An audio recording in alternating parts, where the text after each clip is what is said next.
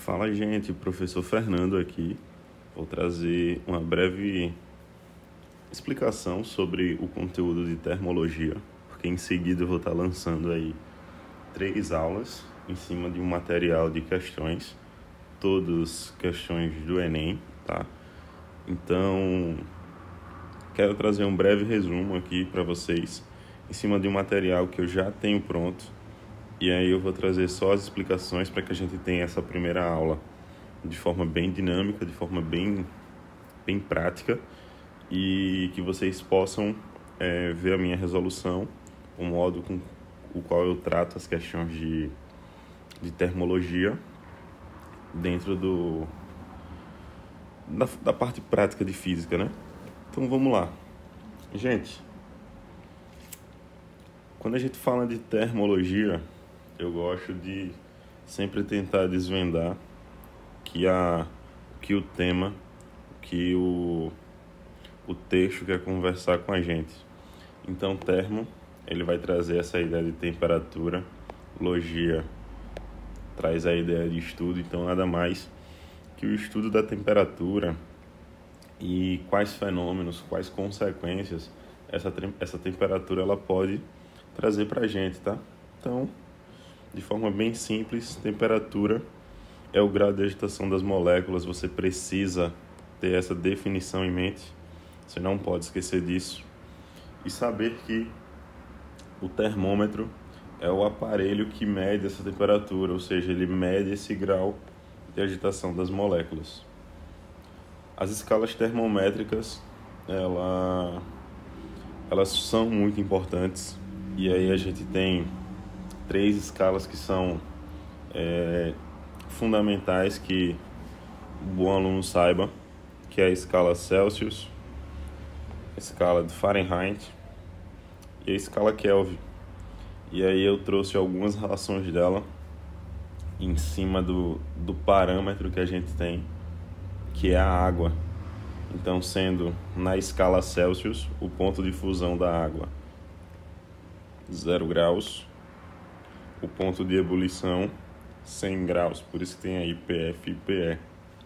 Já na escala Fahrenheit, que ela foi criada baseada no mercúrio, ela também foi graduada no 0 e no 100, porém quando você transfere isso para uma outra substância que é a água, você encontra os valores de 32 e de 212 para seu ponto de fusão e ebulição. Já o Kelvin, ele entende que nós não precisamos, para falar de temperatura, definir uma substância de referência. A referência deve ser o próprio nível de agitação. Por isso que ela é considerada a escala que tem a temperatura absoluta. E aí, quando você entende o modelo que Kelvin propôs, ele propôs que o 0 de fato fosse um valor que não tem agitação. E aí qualquer nível de agitação deveria ter um valor. Quando eu coloco água nessa escala, nós encontramos o valor de 273 para o ponto de fusão, 373 para o ponto de ebulição. E aí, gente, quando você iguala essas escalas, você pode definir o que a gente chama de regra geral em cima dessas relações de igualdade, de equivalência. Você pode dizer que essa temperatura 100 dessa escala ela é equivalente a essa 212, assim como é equivalente a essa 373. As temperaturas centrais, elas também terão equivalência, e as temperaturas aqui embaixo também terão equivalência, certo? E aí você pode relacionar isso através de uma igualdade, tá? E aí nós encontramos uma relação entre as temperaturas nessas 3 escalas. Então, ó, grave essa equação. Tira um print aí e grave essa equação, certo?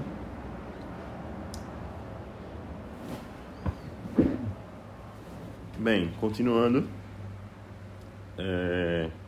a variação entre essas escalas você já consegue perceber aqui no próprio numerador daqui que ele se trata de variações. Então, caso haja uma variação dentro da escala, basta você trocar esse termo do numerador aqui, ó, esses termos do numerador, por delta. E aí você coloca todo o numerador no seu modelo de variação. Beleza? Então, de forma bem rápida, bem simples, a gente passa aí pela parte de escalas, temperatura. Falando agora um pouco de dilatação. A dilatação, ela já é um fenômeno que há a mudança no tamanho dos objetos a partir da mudança de temperatura. Então, para que a dilatação seja térmica, não é necessário o objeto apenas aumentar ou diminuir o seu tamanho. Essa dilatação ela deve ser proveniente da mudança de temperatura, certo? E aí ela pode acontecer em sólidos e em líquidos. Você não vê um gás dilatando. Por quê? Porque a grandeza que o gás tem quanto à sua variação de tamanho é a expansibilidade e a compressibilidade. Então isso é algo que é particular dos gases. Logo, você não pode dizer que um gás ele dilata. Esse termo ele não é correto. O gás ele expande ou comprime, certo? Então, a dilatação dos sólidos, ela se divide em 3 grupos. Ela pode ser linear, superficial ou volumétrica, dando ênfase à primeira e à última. A superficial ele não é cobrado em provas Enem, mas a linear e a volumétrica sim, então é muito mais comum. E quando é mostrado a forma volumétrica, é mais comum ainda que ela seja mostrada através dos líquidos, certo? Então, não é tão comum a forma volumétrica ser cobrada a partir de sólidos, certo? Muito bem, então, mostrando agora cada tipo de dilatação. A dilatação linear, eu tentei fazer um desenho aqui de um objeto que tem o seu comprimento relativamente grande, e aí quando essa dimensão comprimento ela supera em muito a sua altura e a sua largura, seria o caso também de uma ponte. Uma ponte ela tem um comprimento muito maior que sua altura e sua largura. Nós podemos considerar esse tipo de dilatação como uma dilatação linear. E aí o objeto ele sofre uma alteração no seu tamanho. Por isso que eu fiz aí um breve desenho onde eu tenho uma barra que a parte em preto seria o seu tamanho inicial, e aí ela sofre um aquecimento. Devido a esse aquecimento, ela cresce um pedaço. Esse pedaço que cresceu, ele é a variação do tamanho. E a gente tem uma estrutura que define a dilatação linear, que a variação do tamanho é igual ao tamanho inicial vezes o coeficiente do material vezes a variação da temperatura. Então, obviamente, você já enxerga aqui, ó, que para variações de temperatura positiva, os sinais positivos me dão uma variação de tamanho positiva. Então, logo, o objeto ele aumenta o seu tamanho. Agora, quando essa variação de temperatura é negativa, e aqui positivo, você vai ter uma variação que é o quê? Negativa. Logo, para a variação de temperatura negativa, o objeto ele diminui o seu tamanho, beleza? Então, ok. Para uma dilatação linear, entenda o seguinte: eu gosto de trazer algumas observações que podem ser sacadas importantes para você. Uma é: objetos de mesmo material e tamanhos diferentes, o maior dilatará mais. Faz muito sentido, porque quando eu venho na própria equação aqui embaixo, ó, se esse comprimento inicial, o objeto tem todas as características iguais, mas o comprimento inicial dele é maior, obviamente a variação dele vai ser maior. E aí, porque são grandezas diretamente proporcionais. Assim como se eu tiver materiais de coeficientes diferentes, aquele que tem o maior coeficiente de dilatação também é o que dilata mais. Às vezes a gente pensa que o coeficiente de dilatação é a grandeza que resiste à variação da temperatura, quando na verdade não, certo? Aquele que tem o maior coeficiente de dilatação é aquele material que mais sofre de dilatação, certo? E essas duas observações eu coloquei aqui. A primeira vocês já leram comigo e a segunda é: objetos de mesmo tamanho e coeficientes diferentes, o maior coeficiente dilatará mais, beleza? Já na superficial eu coloquei alguns desenhos aqui. Então um quadrado ele dilataria toda a sua superfície, uma tentativa de círculo que ficou oval ele também dilataria toda a sua superfície. E aí as equações de dilatação superficial e volumétrica, elas são muito semelhantes. O que muda é a grandeza relacionada ao coeficiente, porque o beta ele é 2 vezes o alfa, e na volumétrica o gama ele é 3 vezes o alfa, mas de resto todo o comportamento ele é igual, beleza? Então vamos seguir. Na calorimetria a gente vai ter o calor e a metria, onde metria traz a ideia de medição e calor é um tipo de energia, e aí a gente pode definir como uma energia térmica em trânsito, energia térmica que flui do corpo de maior temperatura para um corpo de menor temperatura. E a gente escreve isso exatamente aqui, definindo o calor. É a energia térmica em trânsito que flui do corpo de maior temperatura para o corpo de menor temperatura. Isso faz com que existam alguns tipos de calor: calor sensível e calor latente, sendo o calor sensível a energia necessária para que o corpo mude a sua temperatura, e o calor latente é a energia necessária para que o corpo mude de fase ou mude o seu estado físico. Essa equação aqui do calor sensível, a gente chama ela, de um modo carinhoso, de quimacete, certo? De quimacete. Então você envolve aí a massa, o calor específico, a variação de temperatura, para descobrir quem é a quantidade de calor. Já aqui no calor latente tem gente que chama de quimala, certo? E aí você envolve a massa e o L, que é o calor latente de transformação do corpo. As unidades que a gente tem aqui no calor, elas são a calorias e o joule, são as unidades que a gente mais trabalha nessa parte do conteúdo.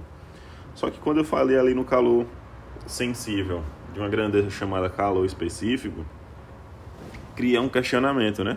Fernando, o que é esse calor específico? Bem, vamos lá. O calor específico ele é a energia necessária para que 1 grama da substância eleve em 1 grau a sua temperatura. Como assim? Não entendi nada. Imagina o seguinte: eu tenho um ferro, e aí, ou melhor, a água, que é o próprio exemplo que eu tenho aqui. A água, para que eu consiga alterar a sua temperatura em 1 grau, se eu tiver 1 grama de água.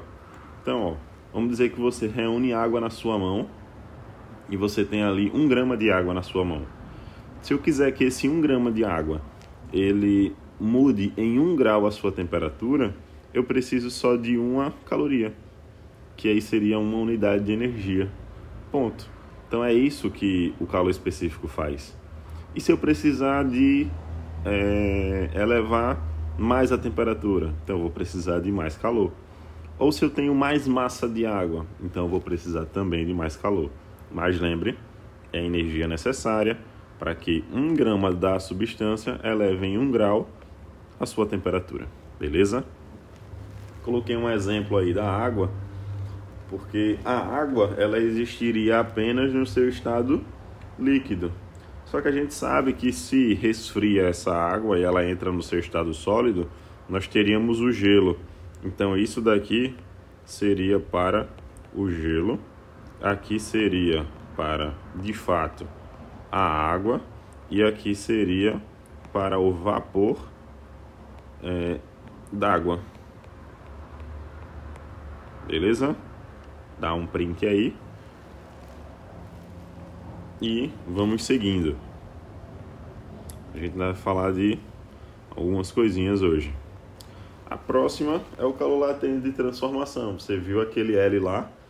E aí, quem é esse calor latente de transformação? Ele é uma definição muito semelhante ao calor específico. A diferença é que ele não precisa mudar de temperatura, e sim mudar de estado físico, mudar de fase.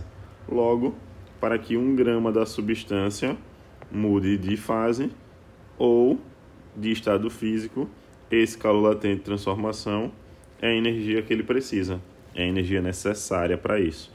E aí a gente sabe que essa mudança ela acontece em 2 pontos, no seu ponto de fusão e no seu ponto de ebulição. Logo, a energia que você precisa para a mesma água, né, que aqui seria a transição gelo-água, e aqui seria uma transição água-vapor. Então, dá um print aí. E aí a gente tem essa quantidade de energia, 80 calorias a cada grama ou 540 calorias a cada grama, beleza? Gente, chegamos numa definição agora que eu considero na parte teórica uma das mais importantes e cobradas, que é a capacidade térmica. E aí ela é uma grandeza que é diretamente proporcional à quantidade de calor e inversamente proporcional à variação da temperatura. Isso fica descrito na equação da capacidade térmica. Veja, diretamente proporcional à quantidade de calor e inversamente proporcional à variação de temperatura. Só que quando essa quantidade de calor ela é substituída, que você sabe que ela é mc vezes ΔT, esse ΔT aqui em cima ele pode simplificar com o ΔT aqui embaixo, sobrando só o mc. E aí a gente pode dizer também que a capacidade térmica ela é só a massa e o calor específico, certo? Por definição também, corpos que apresentam uma alta capacidade térmica ou um alto calor específico, caso seja alto, a mudança de temperatura é lenta. Exemplo disso, a água do mar. A água do mar, ela demora muito para sofrer o processo de aquecimento. Você passa ali, muito tempo. Ela passa o dia inteiro recebendo a energia do sol para que basicamente no final da tarde e à noite ela realmente demonstre esse aquecimento. Enquanto o dia todo ali que ela está recebendo essa energia, ela continua fria, certo? Já quando o material ele apresenta uma baixa capacidade térmica ou um baixo calor específico, a mudança de temperatura ela é rápida. E um exemplo é a areia da praia. Quando você vai à praia pela manhã, a areia da praia ela tá quentíssima, tá? É até ruim andar. Por quê? Porque ela absorve com muita velocidade essa mudança de temperatura. Ela rapidamente aquece. Ela rapidamente perde também. No final da tarde, você já não sente ela quente, já dá para caminhar com tranquilidade na areia da praia, enfim. Então, tudo aquilo que muda a sua temperatura muito rápido, tanto para níveis maiores, também perde muito rápido indo para níveis menores. E tudo aquilo que demora a conquistar a sua energia, ela também demora a retornar. certo? Beleza, então essa é uma definição que eu acho bem importante. O equilíbrio térmico é algo que vai ser bem cobrado, e aí nós temos que o equilíbrio ele se dá pela soma de todas as quantidades de calor, tá? E aí você soma quantos tipos de calor tiver envolvido nesse sistema, nessa mistura, e igual a zero. E aí a unidade comum que a gente vai ter aqui é a temperatura final. A temperatura final de todos os corpos, para que eu tenha equilíbrio térmico, ela precisa ser igual, certo? Aí eu dei um exemplo que eu substituí essas quantidades de calor por seus calor sensível respectivamente, né? Seus tipos de calor sensível respectivamente, e igualei a zero. Na prática vocês vão ver como isso funciona melhor, mas guardem essa ideia. Já caso seja necessário descrever o calor total que as substâncias passaram, né? A energia necessária que as substâncias trataram ali, você não iguala a zero, você iguala ao calor total, beleza? Existem 3 formas básicas de propagação de calor. A primeira é por condução, e aí nesse modelo você precisa que haja um contato, que haja um toque, um choque entre as moléculas, e aí nesse momento que há o toque, que há o contato, ela transmite o calor de uma partícula para outra. Já a convecção não há esse contato, porém o calor é trocado através de ondas, ondas quentes e ondas frias. Por exemplo, o vapor. Quando você coloca uma panela no fogão, o aquecimento que se dá por toda a panela de uma forma bem uniforme, não falo na superfície da panela, mas digo na água que contém ali a panela, que está dentro da panela. Isso acontece através de uma troca de massa líquida. A massa quente, ela é menos densa que a massa fria. E aí, quando embaixo aquece, que essa energia transmitida para a água, ela transmite essa energia, e aí a região que está quente em cima se torna menos densa que a região que está fria em cima. E aí essa água quente sobe, e a água fria que estava ali em cima, ela desce. E agora ela passa a ser aquecida. E aí você entra num ciclo onde aqui embaixo você tem a água quente e ali em cima você tem a água fria. Então aqui embaixo quente e aqui em cima a fria. E aí, por questão de densidade, a quente sobe e a fria desce. E aí depois você vai ter o quente aqui em cima e o frio aqui embaixo. E aí essa fria vai aquecer, enquanto aqui em cima vai ficar o quê? Morna. E aí vai ter a troca de novo. E agora que chegou aqui em cima, quente. E aqui embaixo, morno. E aí fica muito mais fácil o morno aquecer, né? Ele aquece mais rápido. E aí troca de novo e fica nesse ciclo, sempre trocando as quantidades de calor, certo? Beleza. E a irradiação térmica é quando as ondas eletromagnéticas, elas são fonte de calor que aquecem, mudam a temperatura de um determinado objeto. Então, se eu coloco uma panela no sol e essa panela aquece, ela recebeu calor, ela recebeu essa energia, ela mudou a sua temperatura através da irradiação térmica.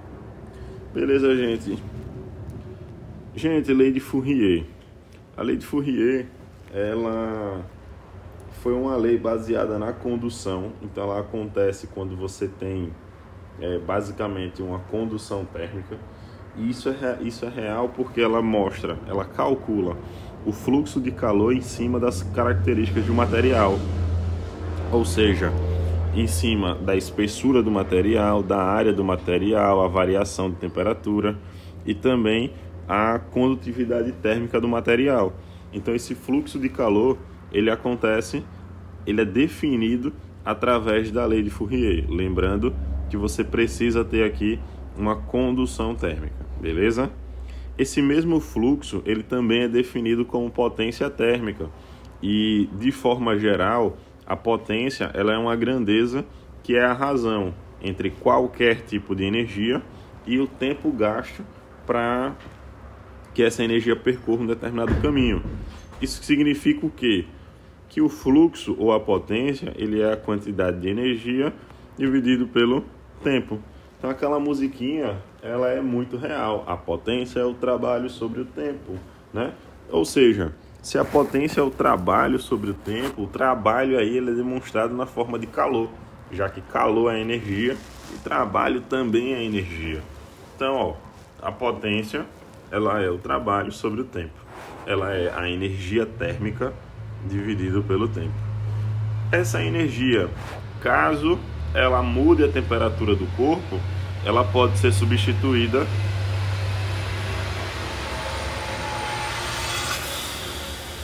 passou um caminhão aqui. Ela pode ser substituída por mc ΔT, certo? Já caso essa energia ela seja responsável apenas por mudar a fase do corpo, ela é apenas a massa e o calor latente de transformação. Beleza? Simples. Uma dica que eu acho que é bem importante. Sempre que você lê na questão que fala de calor, falou de energia, né, que é o calor, e deu tempo, então calor mais tempo, existe uma possibilidade muito grande de você usar potência térmica, beleza? Fiquem atentos e vamos agora para os gases. Então, um gás ideal, né, ele vai ser um elemento ou substância que apresenta pouco ou nenhuma interação molecular.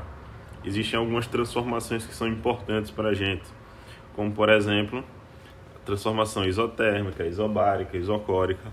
Eu vou pedir que você dê um print aqui, eu quero passar de forma mais rápida por essa parte do conteúdo, porque eu quero resumir ele de uma forma bem tranquila para vocês. Então, que forma é essa, Fernando? Eu quero resumir em cima dessas duas equações. Quero que vocês resumam esse conteúdo em cima da equação geral dos gases, que é essa daqui, e em cima da equação de Clapeyron. Qualquer transformação, ela passa por isso daqui. Porque se eu tenho uma transformação isotérmica, as temperaturas são constantes, você pode simplificar e aí você só tem a expressão de cima. P1V1 é igual a P2V2. Caso a transformação seja isobárica, pressão constante, você corta as pressões e aí você tem V1T1 e V2T2 na forma de razão. Caso ela seja isocórica ou isovolumétrica, você corta os volumes e aí você tem P1T1, P2T2. Beleza? Lembrem o seguinte, quando se tratar de gases, a temperatura ela deve ser sempre em Kelvin. Sempre em Kelvin. Sempre em Kelvin. Sempre em Kelvin. Certo? Já a equação de Clapeyron, ela vai tratar a pressão, o volume e o número de mols. Essa é a grande sacada. Essa é a grande diferença. Então, quando você tiver na estrutura da construção do problema, que ele fale sobre o número de mols, aí você vai usar a equação de Clapeyron, beleza? Fiquem atentos a isso. Gente, a transformação adiabática, ela é uma transformação especial. Por quê? Porque ela faz com que o gás, por exemplo, ele use a sua própria energia como forma ou caminho de propagação. E aí, quando isso acontece, não dá tempo de trocar calor com o ambiente. Dois exemplos que eu acho assim fantásticos para a gente ter a ideia da transformação adiabática seria o caso do desodorante ou spray gelol.